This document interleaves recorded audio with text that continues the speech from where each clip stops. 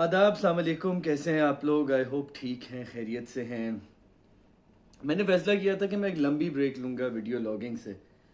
एक तो because you should only say something when you have something to say, और दूसरी चीज़ ये कि एक ही बात पे बार बार सर धुनने से एक चीज़ रोज़गार सा बन जाता है, कसरत सी बन जाती है, वर्जिश सी लगने लगती है।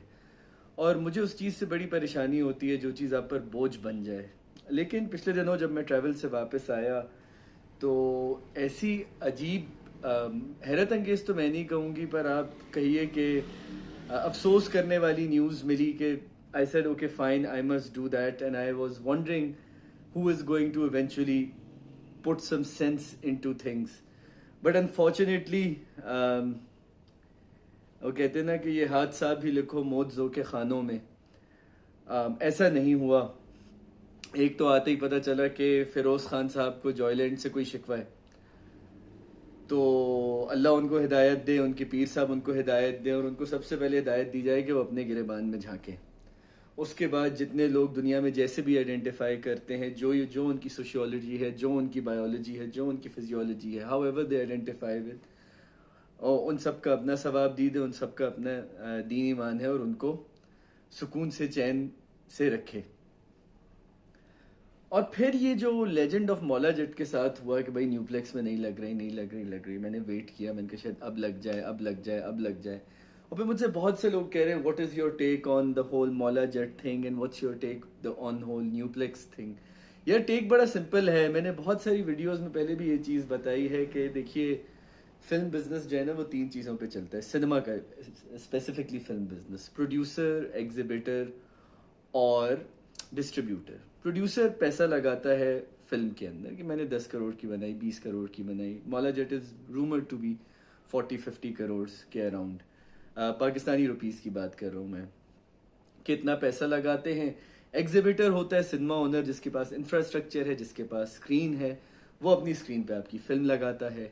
डिस्ट्रीब्यूटर इन दोनों के बीच की एक लड़ी है, का एक धागा है जो दोनों को जोड़ता है, क्योंकि डिस्ट्रीब्यूटर के पास होता है एग्जिबिटर्स का नेटवर्क, और डिस्ट्रीब्यूटर के पास एक स्ट्रेटजी होती है कि हम इस फिल्म को किस तरह बिल्डअप करेंगे, खासतौर पे इतनी बड़ी फिल्म को। In this case a bunch of people along with Bilal Lashari are the producers. Marniwala Entertainment of Nadeem Marniwala is the distributor, and बहुत सारे कुछ सिनेमाज हैं जिन्होंने नहीं चलाई ये फिल्म, जिनमें सबसे बड़ा ग्रुप है Nueplex group, owned by Jameel Baig, who was also the producer of घबराना नहीं है। We will come back to that. भाई देखो, होता ये है कि जब भी कोई एक फिल्म 1000 रुपए कमाती है, कहीं से 1000 रुपए ले लें, तो आमतौर पे ये होता है कि पहले 2 हफ्ते में सिनेमा ओनर रख लेता है 50%, और बाकी 50% उनको देता है, यानी डिस्ट्रीब्यूटर को देता है। वो लोग आपस में आमतौर पे 50-50 स्प्लिट करते हैं। कुछ जगहों पे डिस्ट्रीब्यूटर प्रोड्यूसर का भी आपस में एक अपना अलग अलग रेशो होता है जिससे वो स्प्लिट करते हैं। और दुनिया की सारी मार्केट्स वेरी करती हैं। जैसे कहा जाता है यूके की मार्केट बहुत महंगी है, वहाँ बड़ी मुश्किल से फिल्में स्क्रीन होती हैं, क्योंकि आपको 30% देते हैं, 20% करते हैं। मैंने कभी पर्सनली कुछ BFI के साथ काम तो किया है, लेकिन मैंने फिल्म बिजनेस इस तरह से within the business scene वहाँ होके नहीं समझा, तो मैं ज़्यादा गहरी निगाह उस पर नहीं डाल सकता। पाकिस्तान में भी यू हैव वेरिंग शेयर्स। कुछ लोग कहते हैं कि Nueplex gives you 42%, 48%, which means they keep about 60-62% with them. That's totally their prerogative. सब यहाँ पे कारोबार करने आए हैं, सब यहाँ पे व्यापार करने आए हैं।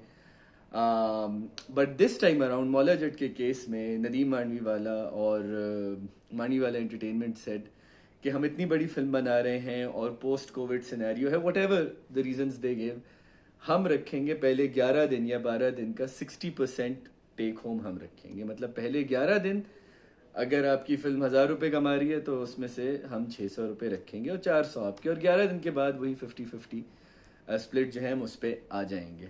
आई प्रिज्यूमेबली 50-50 यहाँ पे। अब न्यूप्लेक्स ने कहा हमें ये नहीं करना, हम तो अपनी डील पे काम करते हैं, हम अपने इंटरेस्ट पे काम करेंगे, we will not bow down to the distributors demand, etcetera etcetera. पहली चीज़ ये हो कि इस पूरी डिबेट में मोरालिटी कहीं नहीं है। No one's heart is in the right place. देखो, धंधे में हमेशा मुनाफा मैटर करता है, और यहाँ पे दोनों पार्टीज जो है ना एक बिजनेस डिसएग्रीमेंट पे पहुंची हुई हैं। ना मुझे ये व्लॉग करने के नदीम मांडवीवाला ने पैसे दिए हैं जिनसे मेरी मुलाकात है, सलाम दुआ है, ना मुझे जमील बेग ने दिए हैं जिनसे एक आध दफ़ा मेरी फ़ोन पे बात हुई, उनको ना मैं मिला हूँ ना वो मुझे जानते हैं। लेकिन इंटरेस्टिंग चीज़ इस पूरे प्रोसेस में ये है कि दे सेड हम नहीं देंगे, उन्होंने कहा जी हम नहीं लेंगे। भाई एक ने देनी नहीं है, तूने लेनी नहीं है। Sounds very ridiculous, but what I am trying to say कि एक ने किसी ने एक चीज़ अपनी बेचनी नहीं है और आपने उस चीज़ को लेना नहीं, that's it, that's what is happening. अब इस चीज़ के ना मॉरल आर्ग्यूमेंट देना कि जी रिवाइवल ऑफ सिनेमा है और ये सिनेमा ओनर्स को चाहिए कि इंटरेस्ट को जहन में रखे, फिर कुछ लोग कहते हैं नदीम मांडवीवाला को चाहिए कि वो इतने पेटी प्रॉफिट्स के लिए आगे नहीं जाएं। भाई ये धंधा है, इसमें पेटी प्रॉफिट्स होते हैं। न्यूप्लेक्स भी किसी पर्सनल ग्रज की वजह से ये नहीं कर रहा, उनको लगता है प्रॉफिट मार्जिन कम है, जितना भी वो बोलें आर पेट्रन्स अपनी ऑडियंस के लिए हम ये सब कर रहे हैं, सब बुलशिट है, सब मुनाफे के लिए करते हैं। अच्छा, अब इसमें इंटरेस्टिंग चीज़ ये है कि पहली दफ़ा बहुत से फिल्म मेकर्स का ये कहना है जिन्होंने खुद फिल्में बनाई हैं, डायरेक्ट की हैं, कि पाकिस्तान के जो एग्जिबिटर्स और सिनेमा ओनर्स हैं, they operate like a cartel. कि आप एक फिल्म लेकर आए, वो बोलेंगे नहीं जी हम 70% रखेंगे, 60% रखेंगे, हम इससे ज़्यादा आपको नहीं दे सकते। तो आप बहुत देर नेगोशिएट करेंगे, फिर आपके रिलीज डेट करीब आ जाएगी, आप बोलेंगे शिट यार मेरी फिल्म न्यूप्लेक्स में नहीं लगेगी, तो एक मेजर कराची की एक मार्केट है, 8-10 उनकी यहाँ स्क्रीनें हैं, 5-6 उनकी स्क्रीनें वहाँ हैं, तो let's just agree to their demands. तो इन मैनी वेज वो फ्लेक्स करते हैं, वो स्ट्रॉन्ग आर्म करते हैं आपको इस चीज़ में। This for the first time what has happened is that a film has decided the fate of the business. एक फिल्म सबकी एक्सपेक्टेशन से इतनी ज्यादा बड़ी हो गई, इतनी ज्यादा बड़ी हो गई, हालांकि मैंने कहा था 100 करोड़ का बिजनेस करेगी, just kidding, self praise aside, लेकिन फिल्म इतनी बड़ी हो गई कि पूरे दुनिया भर के सिनेमा सर्किट बढ़ता जा रहा है। नॉर्थ अमेरिका में स्क्रीन्स ऐड हो रही हैं, यूरोप में स्क्रीन्स ऐड हो रही हैं, बेल्जियम में, नॉर्वे में ऑब्सक्योर जगहों पे फिल्में लग रही हैं, स्कैंडिनेवियन कंट्रीज में पाकिस्तानी फिल्में चल रही हैं ऑफ ऑल द वर्ल्ड, और यहाँ पे हम कह रहे हैं नहीं जी हम कुछ नहीं करेंगे। बेसिकली इस दफ़ा पहली दफ़ा ये हुआ है कि जो एग्जिबिटर्स का माफिया है, आई एम श्योर जिसमें एक नदीम मांडवीवाला खुद भी किसी ज़माने में इन्वॉल्व होंगे, because he himself owns Atrium cinema and he himself owns Centaurus. Centaurus तो मुझे नहीं पता आग के बाद क्या सूरत हाल है, वो कब सिनेमा रिज्यूम करेंगे। तो बहुत से लोगों का ये ख्याल था कि इन्होंने ऑन पर्पज़ ऐसा किया है कि न्यूप्लेक्स का सारा फुटफॉल एट्रियम को मिल जाए कराची में। एक तो भाई याद रखो, जो न्यूप्लेक्स देखने वाली आवाम है वो वेट कर लेगी 2-3 हफ्ते, वो एट्रियम नहीं आएगी। और जो कोई मौला जेट की अगर इतनी कल्टिक वैल्यू है कि लोग मौला जेट के लिए आएंगे, तो लोग लाहौर से कराची आ जाएंगे, लोग इस्लामाबाद से कराची, अब तो लाहौर में भी चल रही है, एक आध किसी जगह इस्लामाबाद में भी चल रही है, जिनको आना होगा वो शहर चेंज करके भी आके इस पूरी फिल्म को देख लेंगे। So I don't think it's on purpose, but in retrospect it's actually working in his favour. फिर लोग कहते हैं जी मोनोपली नहीं होनी चाहिए, एक डिस्ट्रीब्यूटर है, वही एग्जिबिटर है इस पूरी चीज़ में। ऑब्वियसली 2 अलग कंपनीज रजिस्टर्ड होंगी ताकि मोनोपली लॉज आपको डिस्टर्ब ना करें, but at the same time इस मामले में न्यूप्लेक्स इज़ ऑल्सो गिल्टी।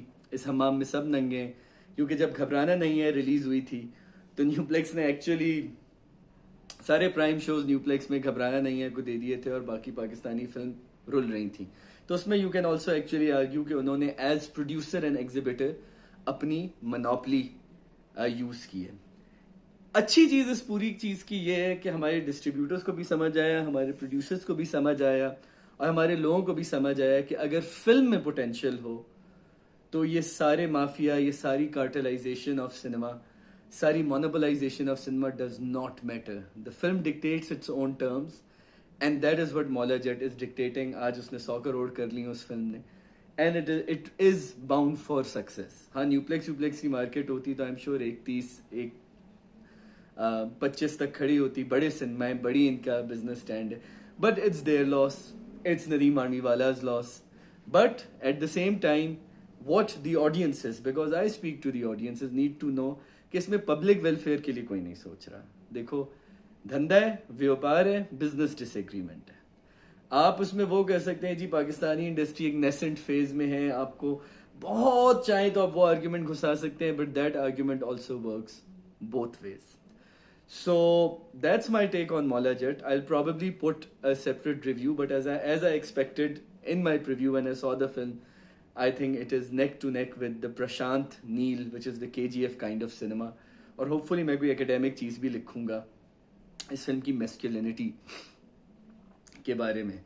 रही बात, मुझसे कुछ लोगों ने जॉयलैंड पे तासुरात मांगे थे. मैंने as part of the Oscar committee Joyland देखी. मैं उस पर रिव्यू नहीं करना चाहता क्योंकि फिल्म अभी रिलीज नहीं हुई है, पर मैं ये कहूँगा कि इस दफ़ा Pakistan has the strongest chance ever. जितनी फिल्में अब तक आई हैं ऑस्कर की मैंने सब देखी हैं. Has the strongest chance ever to ace a nomination. जीतना मैं इसलिए नहीं कह सकता, मुझे बाकी फिल्मों का नहीं पता कौन सी, but I think this time around we are the closest we could ever get to acing Oscar nomination in a non-documentary category. So this is it from now. Loads of love from me. मैं कुछ अपने आप को mental peace देने के लिए side पे हो गया, फिर कुछ जो कि इलेक्ट्रिक नाम की लानत है हमारे यहाँ, उन्हें अचानक 10-10 घंटे बिजली बंद करना शुरू कर दी हमारे इलाके में. तो I am fighting on multiple ends. So in the end also pray for my peace, pray for each others prosperity. And before I leave I should have started on it.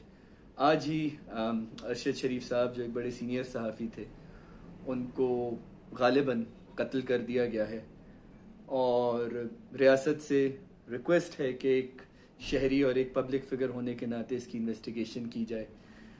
कोई भी सहाफ़ी, चाहे मेरा उनसे एक नज़रियाती इख्तलाफ हो, मुझे उनका जर्नलिज़म नापसंद हो, कोई भी सहाफ़ी लोगों के राइट्स और लोगों की आवाज़ का एक चैनल होता है, और हमें कभी इन चैनल्स को फोर्सिबली म्यूट नहीं करना चाहिए. मैं कतन ये नहीं कह रहा है किसी ने म्यूट किया है इस चीज़ को, लेकिन ये इन्वेस्टिगेशन जितनी क्लियरली हो उतना लोगों के लिए अच्छा है, पाकिस्तान के लिए अच्छा है, अबव ऑल अरशद शरीफ साहब की फैमिली के लिए अच्छा है. Thank you so much.